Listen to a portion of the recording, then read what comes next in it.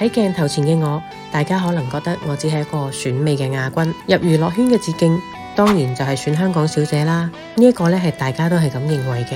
不過老實講啊，我當時只不過想完成我嘅兒時夢想。當選咗港姐亞軍之後，我哋有1年嘅港姐使命，成日都會出席一啲大小嘅慈善活動。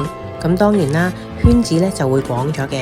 其實喺電視台裏面嘅日子我真係學咗好多嘢嘅。喺頭1年仲係香港小姐身份嘅時候，真係好似一朵小花咁㗎。淨係行入化妝間其實乜嘢都唔使諗，乜嘢都唔使帶，入到去已經有人叫住我個名，跟住叫喺邊度坐低，幫我化妝，幫我整頭。就算喺服裝上面係乜都唔使諗，我只要帶我個人，記得啲稿，帶個腦袋返嚟就可以啦。咁當然啦，喺1年之後我就卸任，將我嘅后冠加冕咗喺下一屆嘅港姐亞軍嗰度。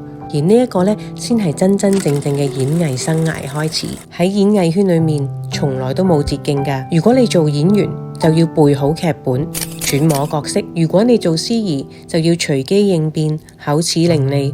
呢一刻，我就真正明白幕前呢2個字真正嘅重量。